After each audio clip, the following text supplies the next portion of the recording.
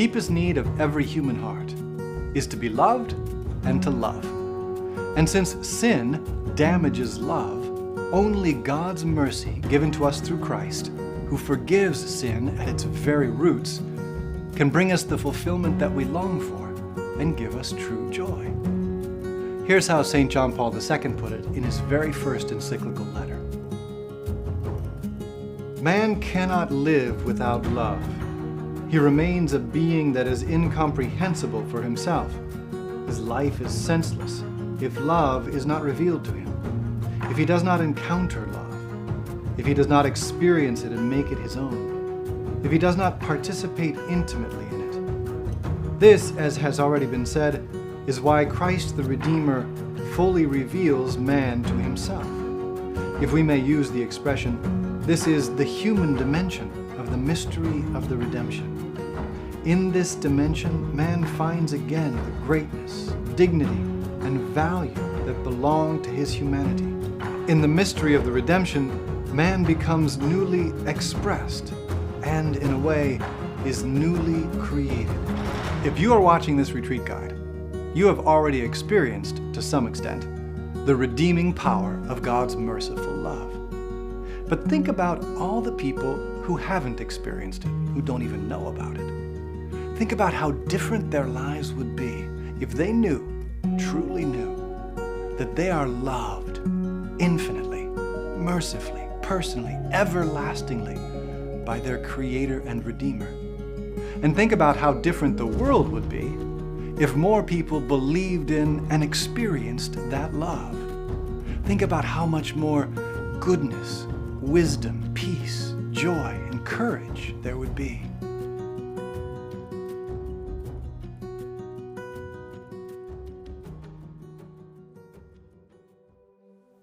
As Christians, one of our main missions in this world is to spread the good news of this merciful love, to help people experience it for the first time, or rediscover it if they've lost their way.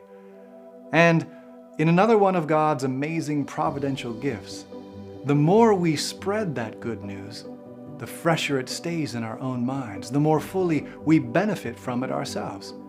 As Jesus said, there is more joy in giving than in receiving. St. Paul sums up this great mission that we all share in one short phrase.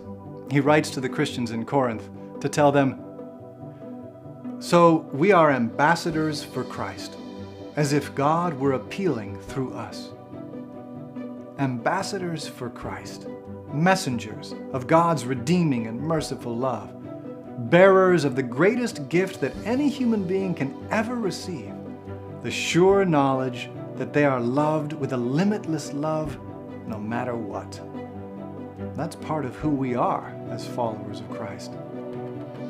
God has sent us out into the world the way leaders of countries send out ambassadors to other countries, to be His representatives, His messengers. Christ has given each of us the power to speak in His name, to announce the good news of great joy, as the angels described it to the shepherds on Christmas night, to all the prodigal sons around us, wherever they may be found, at the office, at school, on our streets, in our own families. We have been entrusted with the message that the Father is waiting for them with open arms, that God's forgiveness is real, that life can have meaning and true, everlasting joy.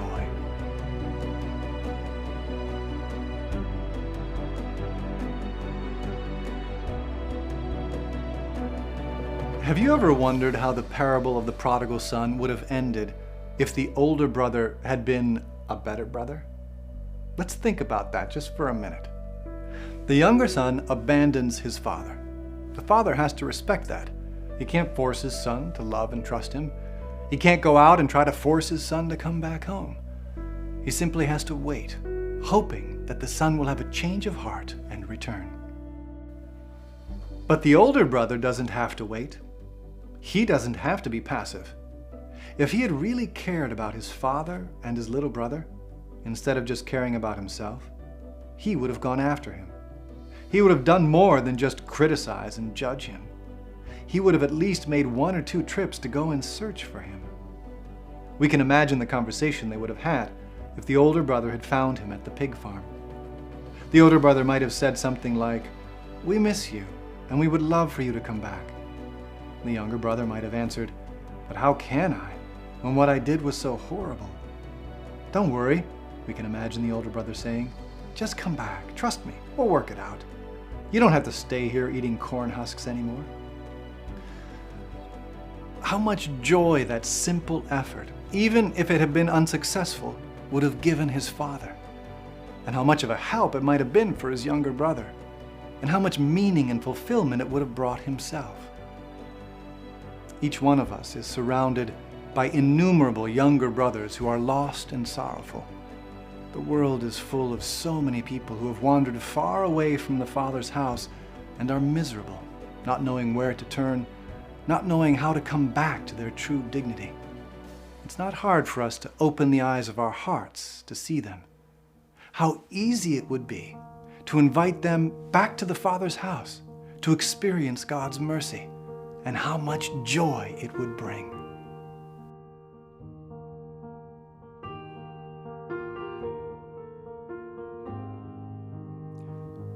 To share the good news of God's mercy is really not so hard as we might think. I read an article about an incident that occurred a few years ago that illustrates just how easy it can be. Jim and Thomas were youth group members at a parish in the Midwest. They were chosen to deliver the prize, a food basket, to the winner of their parish Rosary Society's Lenten fundraising raffle. They called the phone number on the ticket 11 times. No answer. The raffle organizer suggested that they make another drawing, but Thomas wanted to keep trying. He and Jim decided to drive the food basket to the address on the raffle ticket.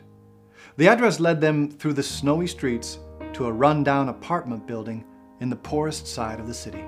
They climbed the stairs and knocked on the door. No answer. They knocked again.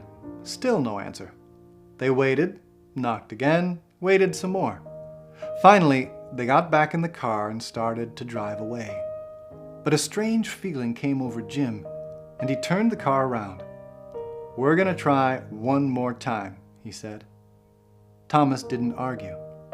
This time their knock was answered by a young woman holding a tiny baby. She opened the door and invited them into the shabby apartment. They sat down on the worn-out sofa. As Jim explained the raffle, congratulated her, and presented her with the food basket, Thomas noticed that the apartment was filled with a funny smell. His eyes wandered over to the little kitchenette. He saw that the floor was wet. Then he saw a lighter near the sink and a gas can leaning against the wall. Just then, Jim finished his congratulations speech. Suddenly, the young woman held her baby very close and burst out crying. She pressed her head to her baby's and mumbled through her sobs, "I was going to do it. I thought nobody cared." Jim and Thomas, Christ's ambassadors, had showed her that God cared, simply by making an extra effort to deliver the food basket. God, in His providence, used that extra self-sacrificing effort to bring His infinite, merciful, redeeming love to a heart that had given up hope.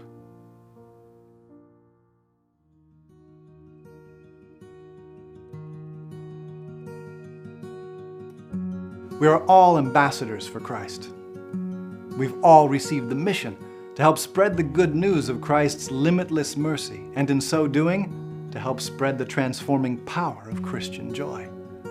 We're all called to visit the prodigal brothers whose lives intersect with ours. We're all called, now and then, to knock on a neighbor's door just one more time. In a sense, we're all called to be a manifestation of God's mercy to others. This is part of what it means to be ambassadors for Christ. In us, through our actions, words, and example, God wants others to be able to discover what we, at least in part, have already discovered and believe in, the infinite depths of His merciful love. That discovery will lead them into a friendship with Christ and spark an experience of Christian joy. This Lent, Let's renew our commitment to fulfill this mission, to be ambassadors of Christ, consciously and actively. One easy way to do this is simply to go out of our way for someone every day this Lent, to give God's mercy a little more space to work in people's lives. We can go out of our way to help someone in little things, like giving up the better parking space, or taking time to actually find information for someone instead of just pointing them to the website, or, like Jim and Thomas, putting extra effort into fulfilling our normal duties. We can also go out of our way to help someone in bigger things, like taking the family to visit a sick relative in the hospital or the nursing home, or inviting the new family in the neighborhood over for a welcome dinner, or volunteering our most precious resource, time, to reach out to others in need. We can also go out of our way simply to listen to people, to take someone out for a cup of coffee and give them an open ear, to let them know that they really do matter. A conversation like that can so easily become a channel of grace. When we humbly go out of our way for someone, we can show forth God's goodness and mercy. If each one of us makes this resolution, during this Lenten season, God will be able to reach out through us to thousands of prodigal sons and daughters who may be afraid to come back to the Father's house, who may be thinking that nobody cares. Take some time now to prayerfully reflect on the 10 questions in the personal questionnaire, which are designed to help equip you to be a better and better ambassador of the joy of mercy.